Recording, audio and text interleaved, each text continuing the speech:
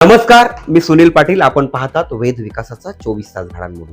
रायगडच्या मतदार यादीत महाभूकंप. 2029च्या निवडणुकीआधी कोणाचं गणित जुळणार आणि कोणाचं बिघडणार मात्र पाहणं गरजेचं आहे.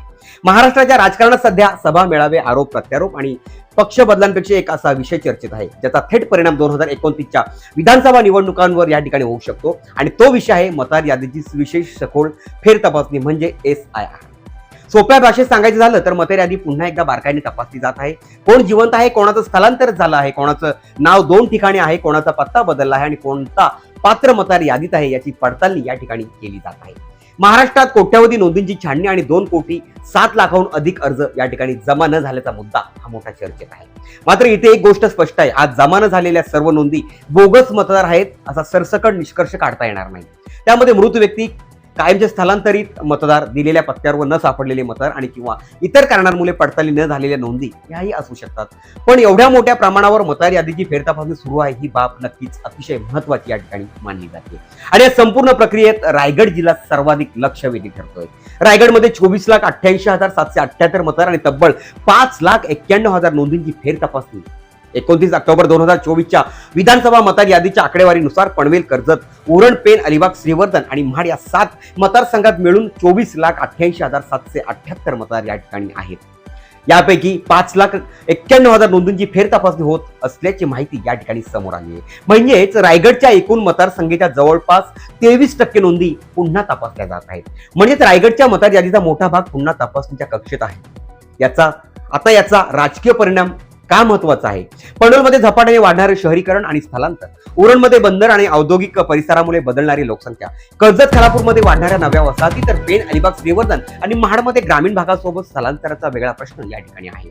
रायगडची लोकसंख्या बदलते आणि त्यासोबत मतदारांचाही रचना या ठिकाणी बदलते. दुबार मतदारांच्या नोंदीचा मुद्दाही पुन्हा ऐरणीवर येतोय. पण इथेही एक महत्वाची गोष्ट आहे, एखाद्या व्यक्तीचं नाव 2 ठिकाणी आढळलं म्हणजे त्या व्यक्तीने 2दा मतदान केलं असा थेट अर्थ होत नाही.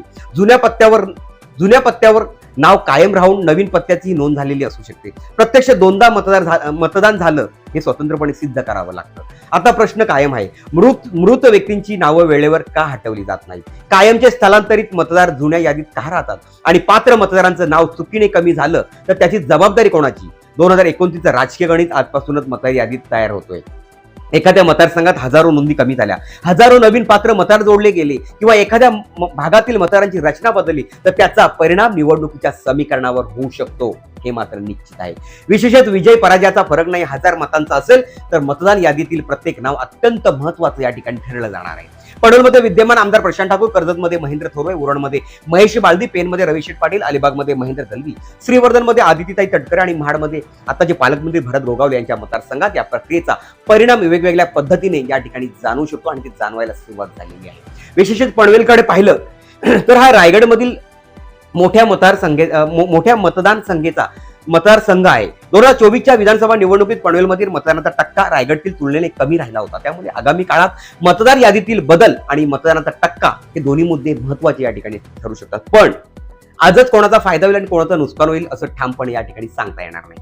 कारण अंतिम मतदार यादी समोर आल्यानंतर खरं राजकीय गणित या ठिकाणी स्पष्ट होणार आहे. जर मृत, दुबार आणि चुकीच्या नोंदी योग्य पद्धतीने दूर झाल्या आणि प्रत्येक पात्र मतदाराचं नाव सुरक्षित राहिलं तर ही प्रक्रिया लोकशाहीसाठी चांगलीच आहे. पण एखाद्या खऱ्या आणि अपात्र मतदाराचं नाव चुकीने वगळलं गेलं तर त्याचा थेट परिणाम मतदानाच्या अधिकारावर या ठिकाणी होऊ शकतो. म्हणून रायगडच्या मतदारांनो गाफील राहू नका. तुमचं नाव मतदान यादीमध्ये आहे का? पत्ता बरोबर आहे का? कुटुंबातील प्रत्येक पात्र व्यक्तीचं नाव आहे का? जुन्या पत्त्यावर तुमची नोंद अजूनही आहे का? हे तपासणं आता अत्यंत महत्वाचं या ठिकाणी आहे. कारण मतदानाच्या दिवशी नाव सापडत नाही तर त्यावेळी केलेली धावपळ उपयोगाची या ठिकाणी ठरणार नाही. आणि म्हणूनच रायगडच्या राजकारणात आता एकच सवाल, ही फक्त मतदार यादीची सफाई आहे की 2029च्या संघर्षाची पहिली मोठी चाल आहे हे पाहणं मात्र तेवढंच गरजेचं आहे. कारण मतदार यादी बदलते तर मतांचं गणित बदलेल. मतांचं गणित बदललं तर मतदारसंघाचं राजकीय चित्र बदलेल. आणि हे चित्र बदललं तर 2029 मध्ये रायगडमध्ये कोणाचं गणित जुळणार आणि कोणाचं बिघडणार याचा अंतिम फैसला रायगडच्या मतदारच या ठिकाणी करणार आहेत. म्हणून ही वेळ 2029ची पाहणं मात्र तेवढंच गरजेचं आहे. आपण जर आमच्या चॅनलला जर नवीन असाल तर वेध विकासाचा या चॅनलला मात्र सबस्क्राईब करायला विसरू नका. आणि नवनवीन राजकीय विश्लेषण आपल्याला पाहायचे असतील तर आमच्या चॅनलला मात्र नक्कीच सबस्क्राईब करा. तोपर्यंत धन्यवाद.